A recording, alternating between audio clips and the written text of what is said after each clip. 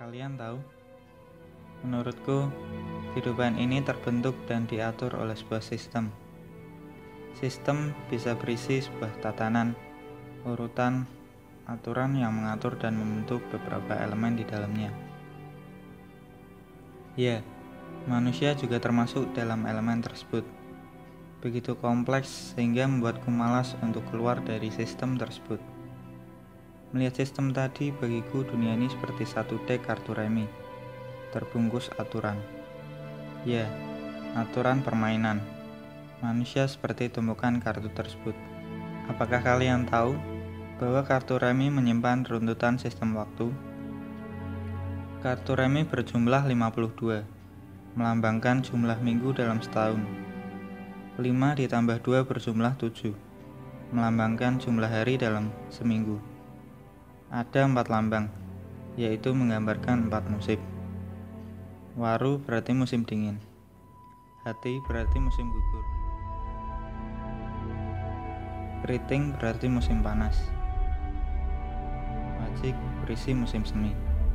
Dalam satu lambang berisi 13 kartu yang berarti jumlah minggu dalam satu musim.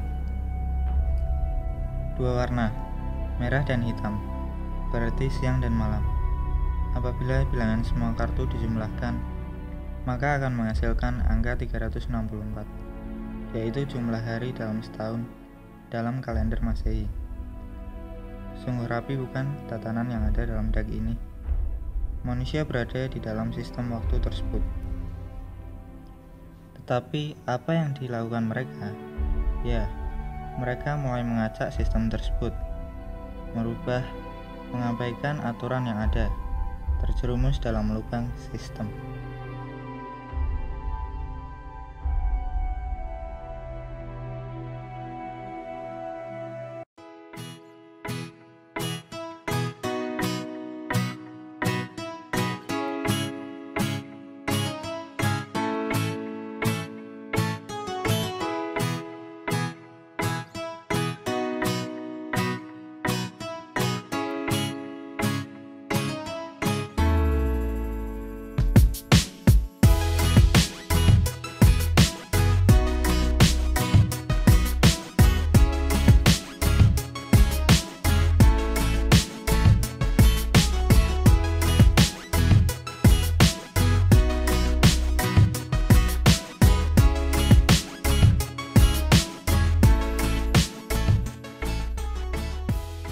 Namaku Reza.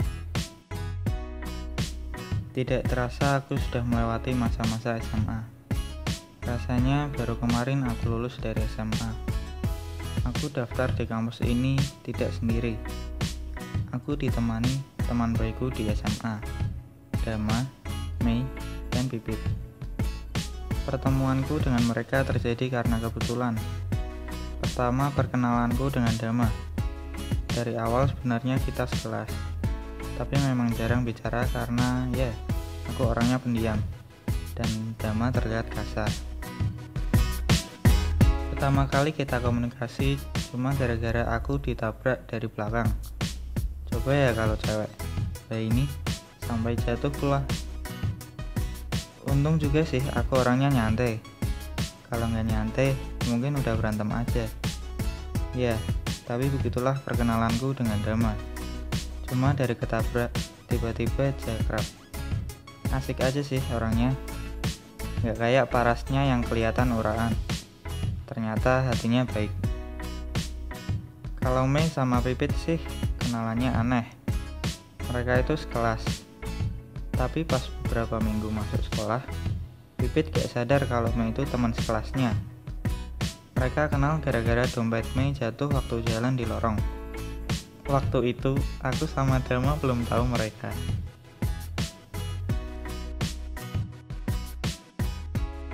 Nah, ini nih yang bikin kita semua akhirnya kenal. Si Dama. Ya, namanya juga anak SMA. Rasanya jatuh cinta kan ya? Gimana gak gerak tuh si Dama? Ada cewek, cantik, sendirian pula. Butuh pangeran pembawa payung buat antar pulang. Ya kalau sudah begitu, dunia serasa milik berdua.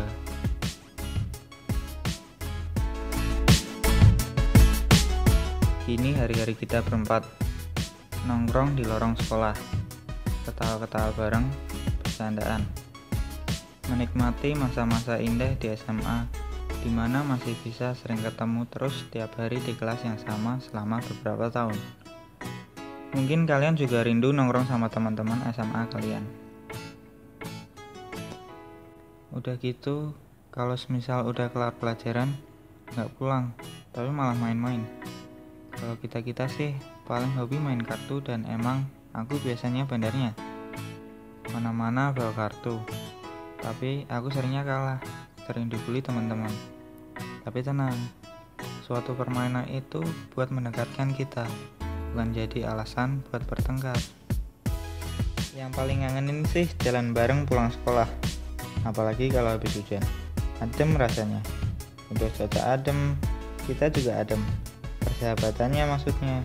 Pernah gak sih kalian jalan bareng gini waktu SMA, tanpa pegang gadget, bersenda gurau bareng-bareng, ketawa-ketawa bareng, asik tahu. Rasanya kumpul gini tuh kayak lupa beban hidup. Kalau dulu SMA, waktu ujian begini sih Dama paling sering tanya ke aku. Ya, bukannya pelit sih, tapi aku takut nanti ketahuan terus aku dihukum. Nilaiku nanti jelek lah. Biasanya aku tolak sih. Ya, memang aku gak seperti anak SMA biasanya, yang menikmati masa muda, mumpung masih bisa nakal, katanya Dama waktu itu. Tapi tenang, kalau udah temen, mau ditolak kasih contekan, tetap masih temenan kok. Kita masih tetap berempat, gak ada konflik berarti. Toh kita sama-sama nikmatin hidup ini. Hidup dalam sistem pergaulan yang benar memang asik. Hidup serasa gak ada beban. Habis lulus SMA, kita nunggu masuk kuliah. Dulu seringnya nongkrong di taman. Waktu itu Dama lagi deket-deketnya sama si Pipit. Dulu deketin tapi gak kayak sekarang ini. Makanya aku sama Mei yang suka cie-ciein. Bukan gara-gara cemburu, tapi gemes aja gak jadi-jadian. Udah dari SMA masih aja dipendam perasaannya. Mungkin masih labil ya, jadi susah untuk memulai.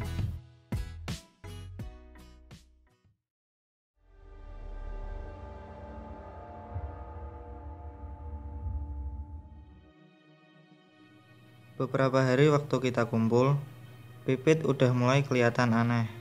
Rasanya dia kelihatan lemas, gak semangat, gak kayak biasanya. Kita gak tahu kenapa. Dama juga sering curhat. Jadi Mei mau coba samperin Pipit. Waktu itu si Mei cerita, Pipit gak mau ngaku dia kenapa. Mei bilang Pipit makin pucat wajahnya. Kita udah curiga semua. Kenapa bisa si Pipit berubah sedrastis ini? Aku lagi ngobrol sama Dama waktu itu. Terus Mei tiba-tiba lari sambil temuan kita. Waktu itu panik banget wajah si Mei. Ternyata dia ngeliat Pipit jalan sama cowok lain di dekat daerah situ. Mei coba anterin kita, tapi cuma setengah jalan. Dia ada urusan lain dan dia takut kalau nanti pada berantem. Dama waktu itu gak tenang banget. Bingung banget kenapa aku harus ikut-ikutan. Tapi apa boleh buat demi teman. Jadi harus ambil resiko. Waktu itu cowoknya berbadan besar, tapi Dama kelihatan tidak takut dan sangat penasaran dengan apa yang mereka lakukan berdua. Apakah Pipit terjerumus ke pergaulan yang salah? Hanya itu yang terlintas dulu. Inilah yang sebenarnya terjadi.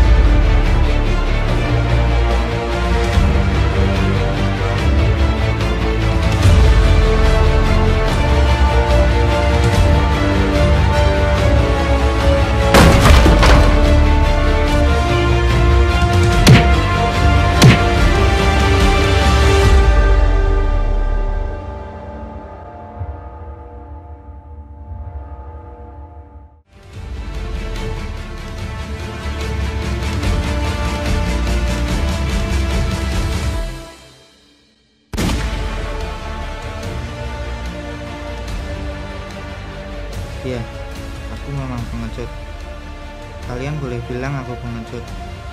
Aku mengharapkan kalian ada di sisiku. Tapi waktu itu, aku tak melakukan apa-apa. Aku sudah tidak bisa mengendalikan pikiranku lagi. Aku hanya bisa berlari, menjauh dari lubang yang ada. Tapi, bukankah itu satu-satunya cara untuk bertahan hidup di dunia ini? Sebagaimana kamu melawan lubang sistem, maka kamu akan semakin terjerumus di dalamnya.